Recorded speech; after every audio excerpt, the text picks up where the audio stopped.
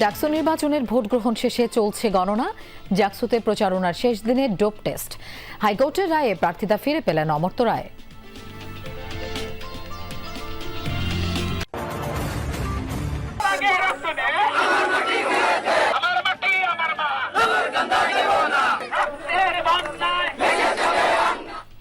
ফরিদপুরে আসন পুনর্বিন্যাসের প্রতিবাদে আজও অবরোধ। ভাঙা হয়ে ২১ জেলায় যান চলাচল বন্ধে ভোগান্তি। ব্রাহ্মণবাড়িয়াতেও মহাসড়কে অবস্থান বিক্ষোভ।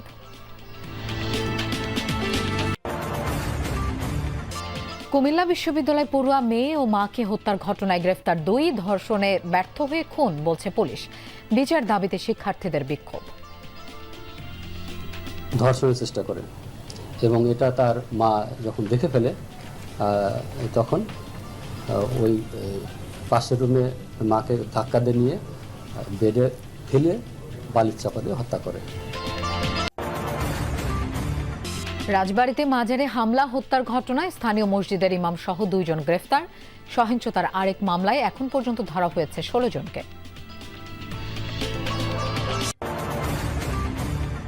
চাঁদপুরে প্রকল্পের কাজে অনিয়ম, সেতু না বানিয়েই বেশিরভাগ বিল তুলে নিয়েছে ঠিকাদার। দুর্ভোগে স্থানীয়রা।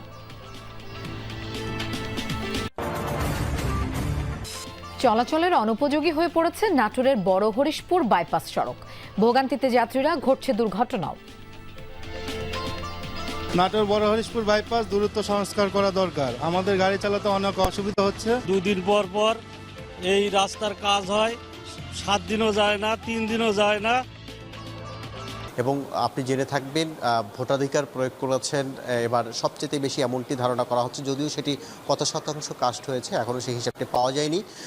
সাধারণত যে 8টি কেন্দ্র আছে সেই 8টি কেন্দ্রের যে প্রাথমিক গণনা সেটি তারা নিজেরাই শেষ করবেন এবং সেখানে একটি ঘোষণা দেওয়া হবে। তারপরে সেই ফলাফলগুলো এই সিনেট ভবনের চিফ রিটার্নিং কর্মকর্তার কার্যালয়ে আসবে। তারপর তিনি সেটি আনুষ্ঠানিক ঘোষণা করবেন। তার আগেও যদি কেউ এই 8টি কেন্দ্রের ফলাফল নিজে থেকে হিসেব করে নেন, তবুও তিনি কে জিতে গেছেন, কে হেরেছেন তার একটি হিসাব তিনি পেয়ে যাবেন। কেউ যদি চান এই 8টি বিচ্ছিন্ন যে হলগুলো আছে সেগুলোর গণনা নিজে থেকেই যদি কেউ করেও ফেলে, এবং সেটি নিশ্চয়ই গণমাধ্যম কর্মীরা কিংবা আমরা যারা আছি তারাও সেটি চেষ্টা করছি। এবং তারপরে প্রধান চিফ রিটার্নিং কর্মকর্তা তিনি আনুষ্ঠানিকভাবে সেটি ঘোষণা করবেন। এখন পর্যন্ত আমি পুরো ক্যাম্পাস অন্তত কয়েক দফা ঘুরেছি। আইন শৃঙ্খলা বাহিনীর সদস্যরা বেশ সতর্ক অবস্থানে আছেন এবং একই সঙ্গে সহাবস্থান দেখা গেছে। 2-1টি বিচ্ছিন্ন ঘটনাও ঘটেছে এবং বেশ কিছু গুরুতর অভিযোগও আছে ছাত্রদলের পক্ষ থেকে। সেই অভিযোগগুলো আনুষ্ঠানিকভাবে জমাও দেওয়া হয়েছে রিটার্নিং কর্মকর্তার কার্যালয়ে, সেগুলো নিয়েও কাজ করছে। এখন গণনা শেষে বোঝা যাবে কার কপালে 1 বছরের জন্য জুটলো ভিপি, জিএস কিংবা অন্যান্য পদের সেই প্রার্থিতা, কারা জিতে গেলেন সেটি জানা যাবে। আর কিছুক্ষণ পরেই কিছুক্ষণ আগেই কিন্তু এখানকার যে বড় জায়ান্ট স্ক্রিনটি আছে সেটি ওপেন করে দেওয়া হয়েছে, অর্থাৎ সেটি কিন্তু চালু করে দেওয়া হয়েছে এবং ভেতরে যে ভোটের যে ফলাফলের যে গণনার যে বিষয়টি রয়েছে সেটি পুরোটাই কিন্তু এই স্ক্রিনে দেখানো হচ্ছে। এখানে আমরা দেখছি 4টি ক্যামেরা 4টি অ্যাঙ্গেলে ভেতরে যে কক্ষে মূলত যে ব্যালট বাক্সগুলো রাখা হয়েছে কিংবা তাদের ভোট গণনার যে প্রক্রিয়া, পুরো প্রক্রিয়াটাই কিন্তু এখান থেকে সাংবাদিক সহ শিক্ষার্থীরা কিংবা প্রার্থী যারা রয়েছেন তারা কিন্তু সকলেই সেটি পুরোপুরি বাহিরে থেকেই পর্যবেক্ষণ করতে পারছেন। যদিও কিছুক্ষণ আগে কিছুটা বিতর্ক উঠেছিল যে ভোট কেন্দ্রে কেন সাংবাদিকদেরকে অ্যালাউ করা হবে না। পরবর্তীতে এটি নিয়ে বেশ কয়েকজন প্রার্থী ক্ষোভ প্রকাশ করেন এবং এক পর্যায়ে তারা বেশ সোশ্যাল মিডিয়াতেও তারা বিষয় নিয়ে সোচ্চার হন, যার ফলশ্রুতিতে পরবর্তীতে বিশ্ববিদ্যালয় কর্তৃপক্ষ বা রিটার্নিং কর্মকর্তা তখন শুধুমাত্র ঢাকা বিশ্ববিদ্যালয়ের 3 জন সাংবাদিক সমিতির 3 জন সদস্যকে তারা অ্যালাউ করেছিলেন, যার পরবর্তীতেই কিন্তু পরিস্থিতি নিয়ন্ত্রণে আসে। তবে এখন পর্যন্ত বলা যায় যে সকাল থেকে এই ইউল্যাবের যে কেন্দ্রটি ছিল সেখানে কিন্তু অনেকটাই শান্তিপূর্ণ, কয়েকটি বিচ্ছিন্ন ঘটনা ছাড়া মোটামুটি শান্তিপূর্ণভাবে ভোট গ্রহণ হয়েছে এবং শেষ সময়ে এখন ভোট গণনার কার্যক্রম চলছে। সেটি বাহিরে তারা বড় করে এলইডি স্ক্রিনের মাধ্যমেই সেটি কিন্তু দেখানোর ব্যবস্থা করেছেন এবং সেটি তফসিল অনুযায়ী শেষ দিনের প্রচার, তাই ব্যস্ত প্রার্থীরা দিচ্ছেন নানা প্রতিশ্রুতি। কেউ কেউ প্রতিপক্ষ প্রার্থীর বিরুদ্ধে আচরণবিধি লঙ্ঘনের অভিযোগও তুলছেন। ভোটারদেরকে যেই হারে রিচ করতে চাই আমরা, সেই হারে রিচ করার উপায়টা আমাদের কর্তৃপক্ষ আমাদের রাখেন নাই। এই জায়গায় একটা চাপ কাজ করতেছে, তবুও ক্যাম্পাসের আমেজ, ভোটারদের মধ্যেও যে উত্তেজনা, আমাদের মধ্যে যে উত্তেজনা, সেটা সত্যিই দেখার মতো এবং আমরা খুবই এক্সাইটেড পরশুদিন ভোট নিয়ে। আমরা দেখতে পেয়েছি যে ব্যাপকভাবেই পুরোটা সময় জুড়ে আচরণবিধি লঙ্ঘন হয়েছে। বিশেষ করে টাকা খরচের বিষয়ে, ভোটারদেরকে উপঢৌকন দেওয়ার বিষয়ে কোনো রকম বিধিমালা এখানে মানা হয়নি। আচরণবিধি প্রণয়নের পর থেকে বেশ কিছু অভিযোগপত্র আমরা জমা দিয়েছি। সেই অভিযোগের প্রেক্ষিতে বিশ্ববিদ্যালয়ের প্রশাসন কিংবা নির্বাচন কমিশনার এখন পর্যন্ত ন্যূনতম ব্যবস্থা নেয়নি। পূর্ব ঘোষণা অনুযায়ী সকাল থেকে শুরু হয় প্রার্থীদের গ্রুপ টেস্ট কার্যক্রম। ক্যাম্পাসের চিকিৎসা কেন্দ্র সহ কয়েকটি পয়েন্টে চলে নমুনা সংগ্রহ। তবে গ্রুপ টেস্টের সময়সীমা নিয়ে ক্ষোভ জানান কিছু প্রার্থী। শেষ সময়ে এসে যে গ্রুপ টেস্টটা করা হচ্ছে সেটা আসলেই আমাদের কাছে এটা হ্যাসেল মনে হচ্ছে, কেননা এই গ্রুপ টেস্টটা ছিল জরুরি ছিল, সেটা আমাদেরও দাবি ছিল, কিন্তু সেটা আমরা যখন মনোনয়ন দিয়েছি তারপরে পরে নিলেই ভালো হতো। আজকে যেহেতু প্রচারণার কিছু অংশ হয়তো বাকি আছে কোনো প্রার্থীর, তারা সেটা সম্পন্ন করবে। এমন সময় আজকে আমরা যখন চিকিৎসা কেন্দ্রের সময় দিচ্ছি, তখন সেটা আমাদের প্রচারণার দিকে একটু আমরা ক্ষতির সম্মুখীন হচ্ছি। ভোট ঘিরে ক্যাম্পাস জুড়ে বাড়তি নিরাপত্তার কথা জানান জাকসু নির্বাচন কমিশন। আমাদের যে বহুল কাঙ্ক্ষিত নির্বাচন, এই নির্বাচনে ইতিমধ্যেই আমাদের প্রার্থীগণ তাদের প্রচারণা চালিয়ে যাচ্ছেন। সব মিলিয়ে নির্বাচনী পরিবেশ এখন আমরা বলতে পারি যে একটি উৎসবমুখর পরিবেশে প্রচারণা চলছে। এদিকে হাইকোর্টের রায়ে ভিপি পদে প্রার্থিতা ফিরে পেয়েছেন অমরত্ব রায়। সম্প্রতি ঐক্য প্যানেল থেকে লড়বেন তিনি। বিশ্ববিদ্যালয় বিবেচনা করেনি, হয়তো তাদের যেই লজিকের জায়গা, সেই লজিকের জায়গা ওই জায়গা থেকে আমাদের কাছে একটু অবিবেচকের মতো মনে হয়েছে বলে আমরা হাইকোর্টে গিয়েছি। তা আমরা সেই চেম্বার আদালতে যে শুনানি, সেই আইনি জটিলতা শেষ করে আমরা বিজয়ী হব। আগামী 11 সেপ্টেম্বর অনুষ্ঠিত হবে জাকসু নির্বাচন। ভোটের মাধ্যমে ছাত্র প্রতিনিধি নির্বাচন করবেন প্রায় 12,000 শিক্ষার্থী।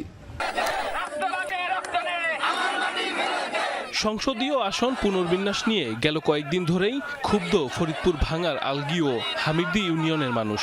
পূর্ব নির্ধারিত কর্মসূচি অনুযায়ী আবারও বিক্ষোভে তারা। ঢাকা বরিশাল মহাসড়কের কোথাও গাছ ফেলে, কোথাও টায়ার জ্বালিয়ে বিক্ষোভ করেন বিক্ষুব্ধরা।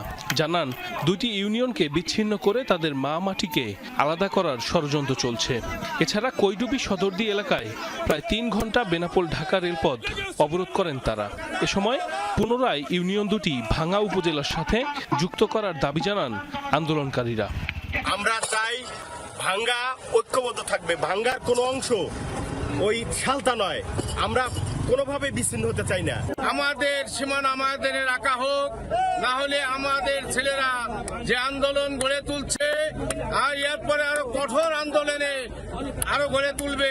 আমাদের এই ইউনিয়নকে আমরা পুনরায় ফেরত আনবো, এই দাবি আমাদের না মানা আগ পর্যন্ত আমরা এই রাজপথ থাকবো। ভাঙ্গা থেকে কেটে নগরকান্দা সালতা নেওয়ার পরিকল্পনা চলতেছে, আমরা এটা কিছুতেই মানবো না। আমরা জন্ম নিয়েছি ভাঙ্গা, আমরা মরবো ভাঙ্গা। মহাসড়ক অবরোধ করায় ভাঙা হয়ে ঢাকার সঙ্গে দেশের দক্ষিণ পশ্চিমাঞ্চলের 21 জেলার যান চলাচল বন্ধ হয়ে যায়। আটকা পড়ে বহু যানবাহন, ভোগান্তিতে পড়েন যাত্রীরা। রেল রাস্তা আটকে দেওয়ার জন্য আমরা জরুরি একটা কাজ যা পারতেছি না, কিন্তু এরকম আরো কতদিন চলবে? এই অবরোধের কারণে তো মনে করেন যে আমাদের ট্রাক ড্রাইভারদের অনেক কষ্ট হয়ে যায়। এদিকে ব্রাহ্মণবাড়িয়ার আশুগঞ্জে আসন সীমানা পুনর্বিন্যাসের প্রতিবাদে ঢাকা সিলেট মহাসড়ক অবরোধ করেন সর্বদলীয় ঐক্য পরিষদের নেতাকর্মী ও স্থানীয় জনতা। আশুগঞ্জ গোল চত্বরে কর্মসূচি শুরু হলে মহাসড়কে প্রায় 1.5 ঘন্টা যান চলাচল বন্ধ থাকে।